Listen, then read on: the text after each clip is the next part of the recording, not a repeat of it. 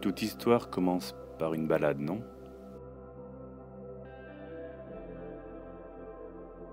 Ou bien par une rencontre peut-être.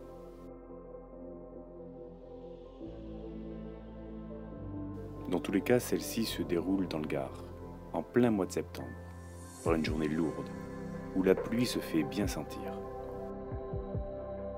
Bref, le moment idéal de Madame Lasus pour partir faire son voyage, sa rencontre.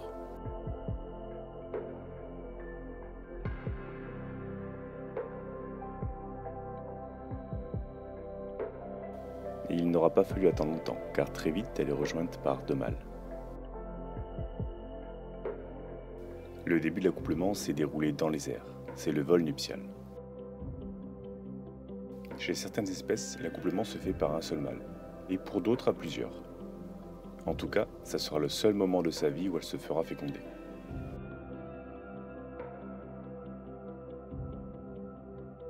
Ici, la gyne s'est déjà arraché les ailes, et elle se débat pour se libérer de l'étreinte de ces deux mâles. Pour eux, leur seule fonction, c'est la reproduction, et remplir au maximum la spermathèque de la gyne. Ils ne peuvent se nourrir seuls, et dès demain, ils seront sûrement morts d'épuisement ou de prédation. Dame Gyne nous montre ses flancs et nous permet d'observer les cicatrices de ses ailes, présentes sur son thorax.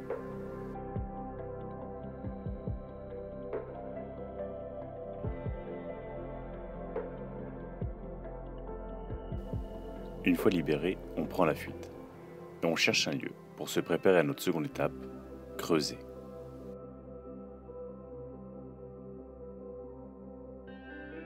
Les essaimages ont généralement lieu avant ou après une grosse intempérie. La terre est ainsi plus meuble, ce qui aide énormément le travail de la gyne. Généralement, la gyne creuse sa loge seule et va y rester jusqu'à l'arrivée des premières ouvrières.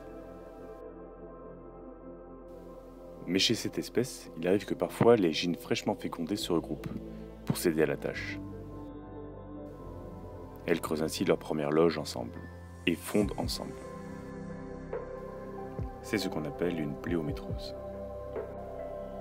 À l'arrivée des premières ouvrières, soit elles éliminent les reines et gardent la plus féconde, soit l'environnement est optimal et la colonie reste en polygyne.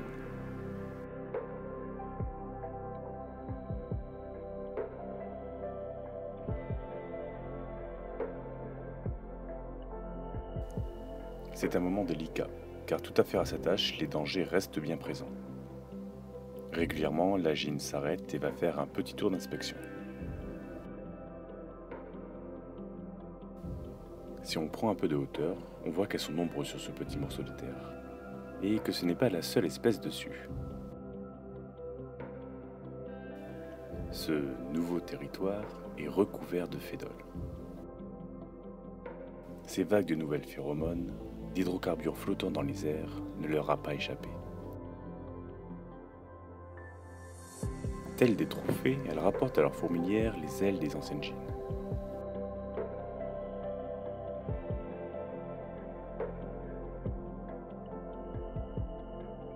Elles s'éparpillent, parcourent leur territoire à la recherche des indésirables, ou de nouvelles proies. Certaines gynes n'auront pas la chance de fonder leur nouvelle colonie, et finiront dans le garde-manger des fédoles.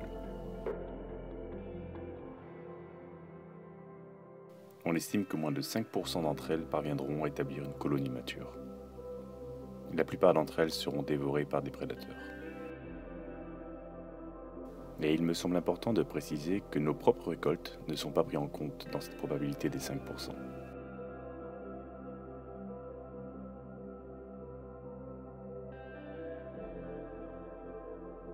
Au même moment, un peu plus haut, des cohortes de fourmis sortent et prennent possession d'un muret. Une petite tête rouge et un abdomen en as de pique redressé, les Crimatogastères scutellaris sont de sortie. Pour elles aussi, c'est la période d'essaimage. Mâles et femelles restent à l'entrée de la fourmilière, pendant que les ouvrières patrouillent à l'extérieur, libérant l'espace de tout agresseur potentiel.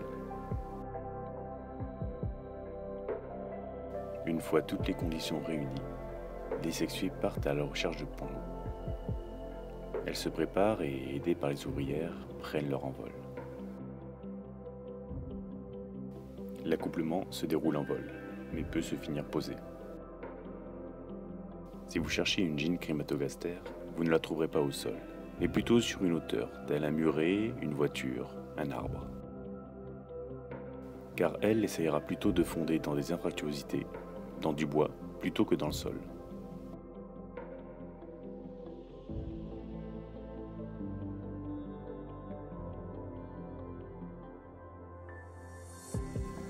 Le lendemain, c'est au tour des Myrmicas de me proposer leur essaimage.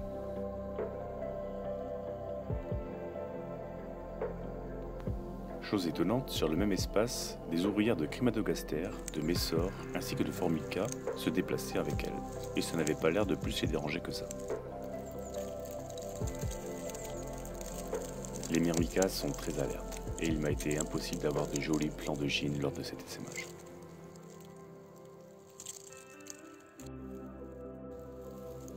Les gines Myrmicas, après fécondation, peuvent choisir de fonder une nouvelle colonie, ou bien de se faire adopter par une colonie déjà existante et ainsi renforcer la polygénie.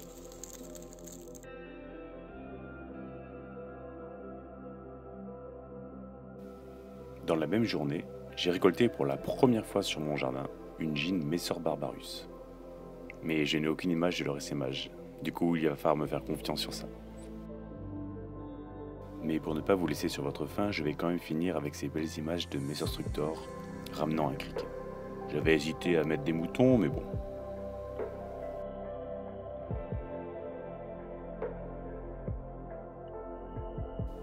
Voilà, j'espère que ça vous a plu et je vous dis à bientôt pour une prochaine observation nature.